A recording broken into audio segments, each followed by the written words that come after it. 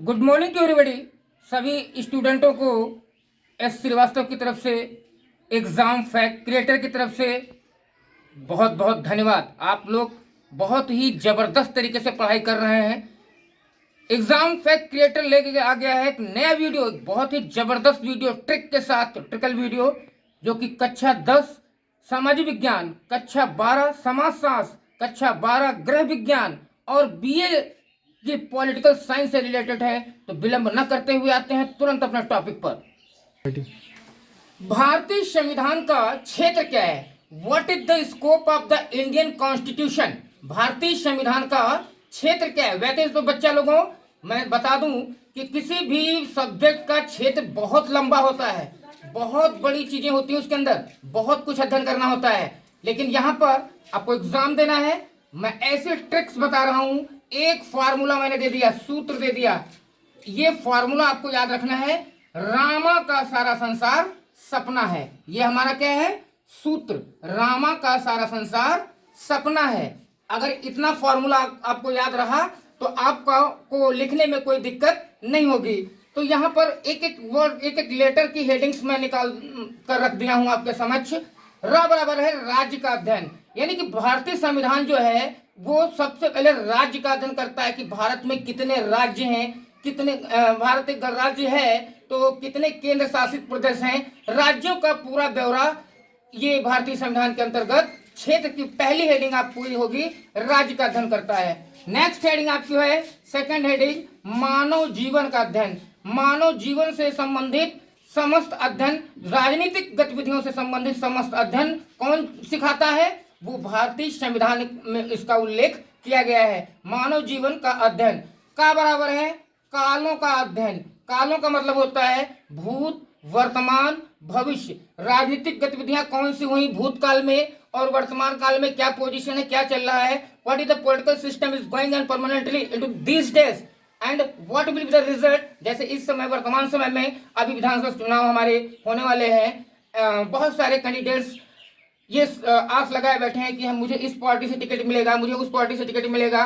क्या होता है, कौन कौन सी चीजें होती हैं इस राजनीतिक परिवेश के अंतर्गत, इस गर्मा गर्म माहौल में, ये आप लोग खुद ही कुछ ही समय पश्चात आपको मालूम पड़ेगा। तो कालों का अध्ययन मतलब राजनीति से रिलेटेड भूत और वर्तमान और भविष्य तीनों कालों के ब्यौरा हमारा कौन देता है, बताएगा? ये भारतीय संविधान के क्षेत्र के अंतर्गत आता है।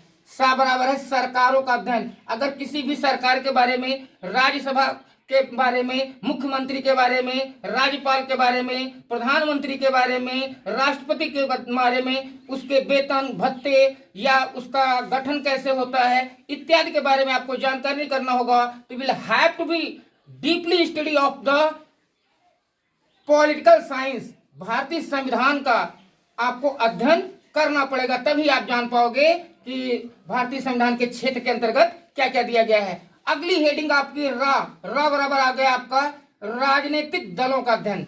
राजनीतिक दलों का मतलब है कौन कौन सी पार्टीज हैं, बीजेपी है, बीएसपी है और कौन कौन सी पार्टी है, जैसे बहुजन समाज पार्टी है। जो भी दल है, आई मीन जो भी दल है उसके बारे में फोकस करने वाला अगर कोई शास्त्र है वो है राजनीतिक शास्त्र। बट हमने कहा कि आप सब लोगों को मैं बता दिया अभी कि आपका ये क्वेश्चन कक्षा 10 में सोशल साइंस में मिलेगा और कक्षा 12 में सामाजिक समाजशास्त्र के अंतर्गत मिलेगा। आपको ये क्वेश्चन भारतीय संविधान के बारे में डिटेल, ये बीए में जिसने पॉलिटिकल साइंस लिया है उसको भी मिलेगा। तो इस डिटेल को आप लोग पढ़ते जाइए। इसमें लिखना कैसे कैसे है वो मैं आपको बोल करके बता दे रहा हूं, आप एक एक लाइन, दो दो लाइन लिखते चले जाएंगे। अगला है संघ, स पे अंक की बिंदी है, तो यहाँ पर है संघ एवं समुदायों का अध्ययन। भारत जो है विभिन्न राज्यों का एक संघ है और किस प्रकार की कम्युनिटीज हैं, कैसे समुदाय कहाँ पर यहाँ पर बने हैं या बनाए जा रहे हैं, किस पर्पस को ध्यान में रखते हुए, किस उद्देश्य को ध्यान में रखते हुए ये कम्युनिटीज बनाई जा रही हैं, जो संघ एवं समुदाय का, यानी every detail for the political activities, राजनीतिक गतिविधियों से संबंधित समस्त चीजें आपको भारतीय संविधान का क्षेत्र बताएगा। नेक्स्ट हेडिंग है सर्वधर्म संभावता का अध्ययन। हमारे इंडियन कॉन्स्टिट्यूशन में लिखा हुआ है यहाँ पर कि रंग रूप भेष किसी का जाति पात का, किसी का भेदभाव नहीं है। हिंदू मुस्लिम सिख ईसाई हम सब यहाँ पर हैं भाई भाई। तो यानी कि सर्वधर्म, कोई भी धर्म हो, इसका जो संभावता का धर्म मतलब सर्वधर्म संभाव हमारी भारतीय संस्कृति कहती है, हमारी भारतीय कल्चर कहती है, हमारी भारतीय सिविलाइजेशन कहती है, सभ्यता कहती है, और ये संविधान में वर्णित भी किया गया है कि यानी सर्वधर्म संभाव किन किन चीजों पर लागू होता है। अगर ये डिटेल आपको मालूम करना है तो you will have to deeply study of scope of Indian constitution. भारतीय संविधान के क्षेत्र को आपको पढ़ना होगा। नेक्स्ट हेडिंग है यहाँ पर रा बराबर है राष्ट्रीय आय व्यय, प्रति व्यक्ति आय, प्रति व्यक्ति व्यय, यानी कि टोटल बजट से संबंधित वो जो अध्ययन कराता है। तो आपको वो भूगोल नहीं बताएगी, वो आपको केमिस्ट्री नहीं बताएगी, वो आपको फिजिक्स नहीं बताएगी, मैथमेटिक्स नहीं बताएगी, वो आपको इंडियन कॉन्स्टिट्यूशन के तहत, भारतीय संविधान के स्कोप के तहत ही आप अगर पढ़ेंगे तो वहां पर ये डिटेल आपको मिलेगा। नेक्स्ट है स बराबर है समान मूल अधिकारों का अध्ययन। हाँ, भारतीय संविधान में उल्लिखित कितने मूल अधिकार थे आपको सबको मालूम होगा, क्योंकि लगातार मैं वीडियो प्रोवाइड कर रहा हूँ और करूंगा। तो मैंने बताया था कि 7 मूल अधिकार थे, लेकिन वहां से संवैधानिक संशोधन के द्वारा एक मूल अधिकार हटा दिया गया है। वो मूल अधिकार है संपत्ति का अधिकार, जिसको हटा दिया गया है। वर्तमान समय में 6 मूल अधिकार हैं, लेकिन समान मूल अधिकारों का जो अध्ययन है कौन सा है, समता है, समानता है, धार्मिक स्वतंत्रता है, शोषण के विरुद्ध अधिकार है, जो भी है वो डिटेल अगर आपको कहीं से लेना है तो आपको ये भारतीय संविधान के क्षेत्र को पढ़ना होगा। नेक्स्ट हेडिंग है पारस्परिक मतभेदों का अध्ययन। पारस्परिक मतभेदों से यहाँ पर रिलेशन ये है कि जैसे देश विदेश में हमारी जो मतभेद बन जाते हैं, एक देश का दूसरे देश से, या इस प्रदेश का केरला से, मान लेते हैं मैं यूपी का रहने वाला हूँ, और केरल से या तमिलनाडु से या सिक्किम से या किसी भी अदरवाइज अदर स्टेट से जो भी मतभेद हो जाते हैं, वहाँ की गवर्नमेंट और हमारे यहाँ की गवर्नमेंट, जो हमारे यहाँ गवर्नर हैं, हमारे यहाँ के जो चीफ मिनिस्टर हैं, वहाँ के चीफ मिनिस्टर या गवर्नर हैं, उनके बीच में क्या मतभेद है, किस चीज़ का, क्यों कोई संविधान में संशोधन कराना चाहता है, क्या है, कुछ है, क्यों है, इन सारी जानकारियों के डिटेल का अध्ययन आपको भारतीय संविधान का स्कोप कराएगा।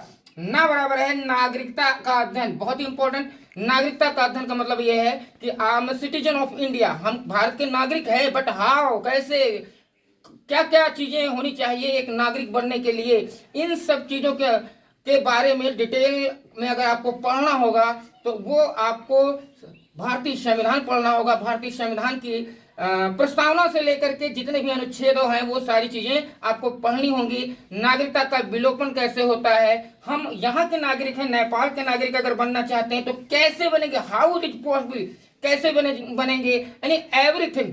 There are so much description, बहुत ज्यादा डिस्क्रिप्शन है इसके बारे में, लेकिन सारी मेन हेडिंग मैंने क्लियर कर दी।